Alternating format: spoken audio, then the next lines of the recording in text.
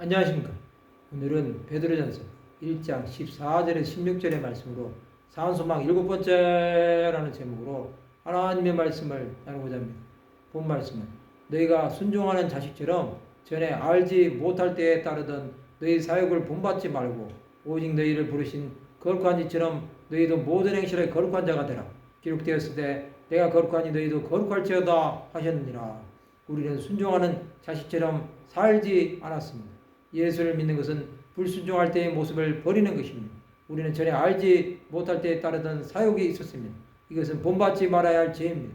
사욕은 세상의 풍조를 따르는 것입니다.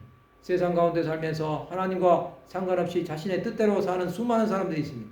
하나님 우리가 세상에서 죄를 짓지 않으면서 하나님의 뜻대로 살기를 원하십니다.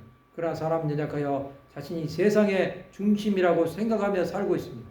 그러나 하나님께서 원하시는 것은 모든 행실에 거룩한 자가 되라는 것입니다. 이것은 세상에서 구별된 삶을 살라는 것입니다. 하나님은 내가 거룩하니 너희도 거룩할지어다 말씀하셨습니다. 하나님의 거룩하심은 죄 많은 인생들을 구원하신 것입니다. 그분이 거룩하시기에 인생들을 긍휼히 보신 것입니다. 또 죽어가는 영혼들이 하나님 앞으로 돌아오기를 간절히 원하신 것입니다. 하나님의 거룩하심은 예수 그리스도를 세상에 보내주심으로 나타나신 것입니다. 하나님은 죄를 싫어하시기에 예수 그리스도를 사람의 모습으로 세상에 보내주셨습니다. 또 나무에 달려 십자가를 지게 하심으로 저주를 끊어주신 것입니다. 그러나 이제는 우리가 죄로부터 해방되고 하나님께 종이 되어 거룩함에 이르는 열매를 맺으니 그 마지막은 영생이라고 말씀하고 있습니다. 이 뜻을 따라 예수 그리스도의 몸을 단번에 드리심으로 말미암아 우리가 거룩함을 얻은 것입니다.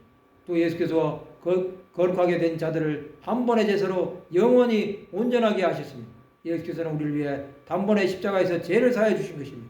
이제 우리는 거룩함으로 나가는 사람들이 된 것입니다. 우리는 계속해서 거룩한 삶을 살아가야 하는 것입니다. 그것은 세상의 것을 버리고 오직 주 예수만을 따르기로 결정해야 하는 것입니다. 우리는 날마다 자기를 부인하고 제 십자가를 지고 예수 그리스도를 따라가는 제자의 삶을 살아가야 합니다. 우리는 하나님의 말씀과 기도로 거룩하여지는 것입니다. 아버지의 말씀은 진리입니다. 이것을 우리 삶 가운데서 날마다 믿음으로 고백해야 합니다. 우리는 거룩할 수 없다는 사실을 인정해야 합니다. 그것만이 하나님의 은혜를 입을 수 있는 기회가 되는 것입니다.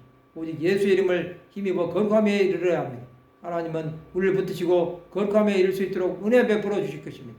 이 땅을 살아가는 날 동안 주 예수를 믿음으로 날마다 거룩함으로 승리할 수 있기를 바랍니다. 말씀을 마치고자 합니다. 하나님을 따라 거룩한 삶을 살아가는 하나님의 백성들이 되시기를 주님의 이름으로 축원합니다.